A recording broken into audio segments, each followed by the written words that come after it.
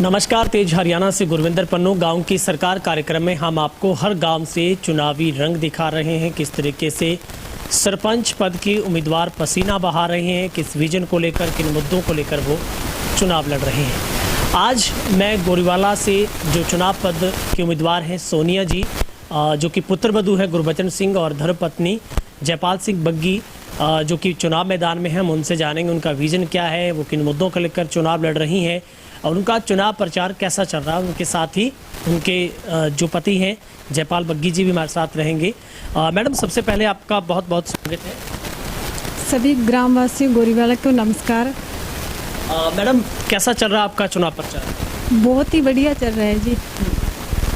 मैं इस चुनाव प्रचार से बहुत ही ज़्यादा खुश हूँ और हम गांव गोरीवाला में घर घर गए थे वोट मांगने के लिए और सभी लोगों ने प्यार और स्नेह से बहुत ज़्यादा आशीर्वाद दिया और मैं इस चुनाव प्रचार से बहुत ही ज़्यादा कॉन्फिडेंट हूँ कि हमारा चुनाव प्रचार एक तरफ है।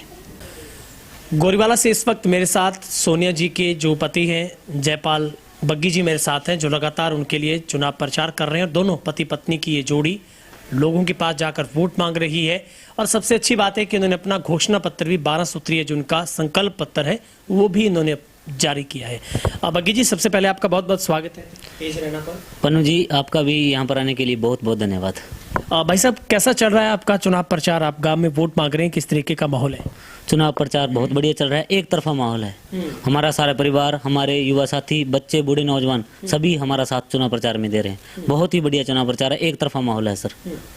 अभी मतलब आप अपनी पत्नी के लिए वोट मांग रहे हैं और पहले से भी गांव में आप एक्टिव हैं उन गतिविधियों में जो सामाजिक तौर पर चाहे किसी भी तरीके की बात आए, हर कार्य में आप बढ़ चढ़कर हिस्सा लेते हैं। तो कैसे मन बना राजनीति में आने का, चुनाव लड़ने का? राजनीति से मेरा कोई सरोकार नहीं है। एक समाज सेवी होने के नाते मैं इस पद के द्वारा, मेरी धर्मपत्नी है उम्मीदवार, इस पद के द्वारा हम समाज की, गांव की उन्नति के लिए कार्य करना चाहते हैं। मतलब आपका उद्देश्य सिर्फ सेवा करना? हाँ जी, हाँ जी सर।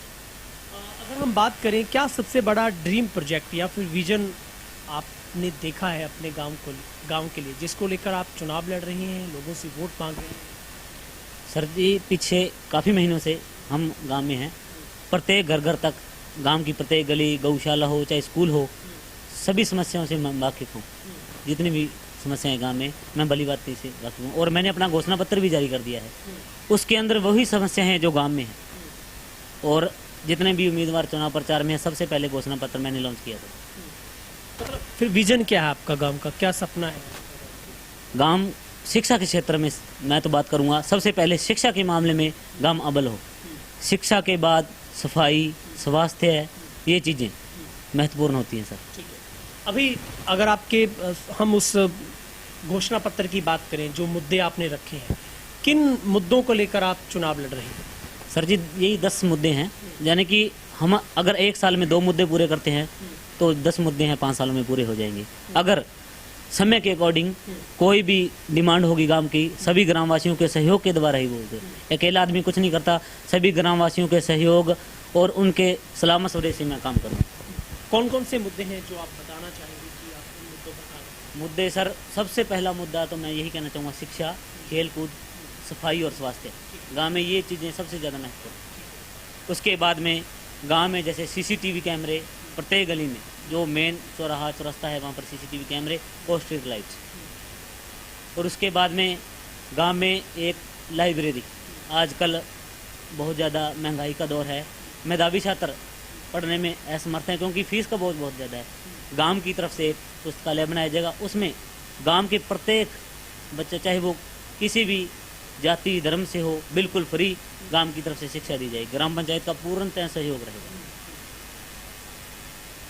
और खेल कूद के बारे में भी बच्चों को ग्राम पंचायत की तरफ से पूर्ण सहयोग दिया जाएगा। गांव का मुख्य मुद्दा जैसे हड्डा रोड़ी का है, पिछले दिनों, अभी पिछले 2-3 महीने पहले लिम्पी की बीमारी थी, उसके कारण हड्डा रोड़ी में बहुत ज़्यादा पशु जमा हो गए थे। इसके लिए उसकी 4 दीवारी ऊंची की जाएगी। उसके क्षेत्र है, सफाई रखी जाएगी और पेड़ पौधे लगाए जाएंगे, क्योंकि पेड़ पौधे हैं जो बदबू चीज़ होती है उसको अपनी तरफ खींच लेते हैं। 4 दीवारी ऊंची की जाएगी उसकी। और बस स्टैंड पर एक स्पेशल सफाई कर्मचारी, गांव में 2 सफाई कर्मचारी है, हमारी तो यही कोशिश की जाएगी कि वो डबल कर दिए जाएं। एक स्पेशल सफाई कर्मचारी बस स्टैंड को मिलेगा और वहाँ पे एक सिक्योरिटी गार्ड, चौकीदार रखा जाएगा। नशे की रोकथाम मेरा पहला मुद्दा है। आजकल की युवा पीढ़ी टेंशन की वजह से रोजगार नहीं मिल रहा, तो इसके लिए वो नशे की दलदल में डूबता जा रहा है। समस्त ग्रामवासियों के सहयोग के द्वारा मैं नशे को पूर्णतः से रोकने का प्रयास करूंगा, 101% गारंटी के साथ, अगर ग्रामवासियों का आशीर्वाद और सहयोग हमारे परिवार के साथ रहा।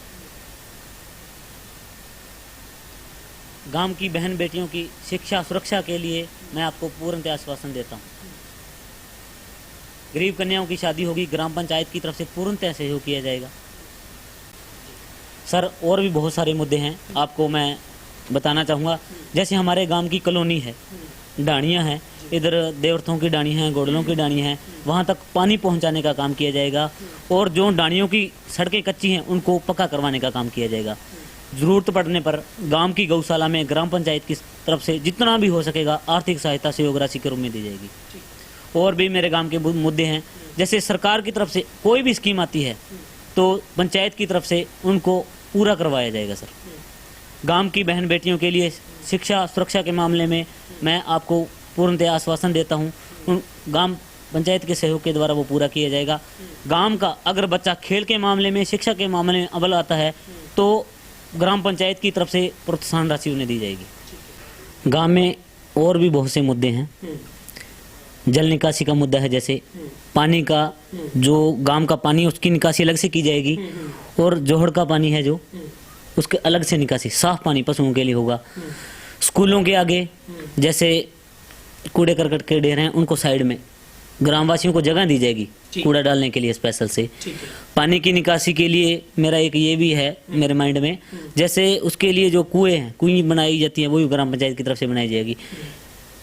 गांव में 2-3 गलियां रह चुकी हैं, बाकी लोग वो सभी पक्की हो चुकी हैं। वो पहले मेरा यही मुद्दा रहेगा, मैं पहले उनको ही पूरा करवाऊंगा।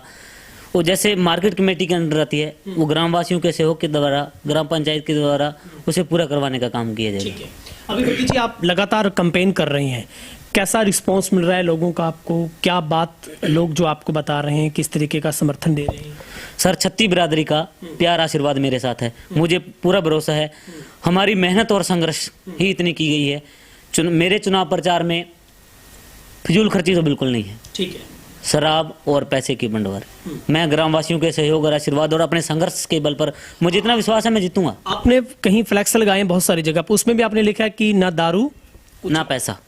हाँ, मतलब आप दोनों चीजें नहीं करने वाले हैं। जीतूंगा तो मैं अपने गांव के आशीर्वाद और सहयोग से। मुझे 101% उम्मीद है सर, क्योंकि पिछले 21-22 महीनों से मैं मेहनत कर रहा हूँ। मेरे पापा जी हैं गुरबचन सिंह जी, वो मेहनत कर रहे हैं, हमारा सारा परिवार मेहनत कर रहा है, युवा साथी, और मेरे गांव का आशीर्वाद मेरे साथ है। कितने आश्वस्त हो जीत को लेकर? 101% आश्वस्त हूँ सर। ठीक है, बहुत बहुत शुभकामनाएं, आपका बहुत बहुत धन्यवाद। धन्यवाद सर पन्नू जी, बहुत बहुत धन्यवाद। तो ये थे हमारे साथ जयपाल बग्गी जी, जिनकी धर्मपत्नी सोनिया जी, जो कि पुत्र वधू गुरबचन सिंह की, वो गोरीवाला से इस बार सरपंच पद के चुनाव पर मैदान में है। सबसे बड़ी बात है, इस कैंडिडेट की ओर से, पति पत्नी की ओर से ये फ्लैक्स लगाकर भी पूरे गांव में लिखा गया है, ना दारू ना पैसा, यानी कि ये कुछ भी नहीं बटेगा। और एक साफ ईमानदारी के साथ, अपनी छवि के साथ, अपने मंसूबों को लेकर जो इन्होंने एक विजन गांव को लेकर रखा है। अच्छी बात है कि सरपंचों में ऐसी भावनाएं बहुत कम होती है कि वो अपने घोषणा पत्र फ्लैक्स के जरिए पूरे गांव में चस्पा करें, ताकि पूरा गांव पढ़ सके, इस बात को परख सके कि कौन सा कैंडिडेट उनके गांव के हित की बात कर रहा है, कौन सा ऐसा कैंडिडेट है जो उनके विकास की बात कर रहा है। ऐसे में सोनिया जी सब पर भारी पड़ती नजर आ रही है, जो एक ईमानदारी के साथ, एक स्वच्छ और एक बड़ी सोच के साथ गांव को जोड़ने का काम कर रही है। और ये पति पत्नी की जोड़ी लगातार वोट मांग रही है, जिसमें युवा उनके पति हैं, जो लगातार गांव के सामाजिक कार्यों में हमेशा भागीदारी निभाते हैं। लेकिन अब आखिरी काम जो गोरीवाला की आवाम को करना है, जो कि 12 नवंबर को नतीजे आएंगे, उसी दिन वोट डाले जाएंगे। हम आपसे अपील करते हैं, आप ज्यादा से ज्यादा इस लोकतंत्र के महापर्व में अपना वोट पोल करें। बहुत बहुत शुक्रिया।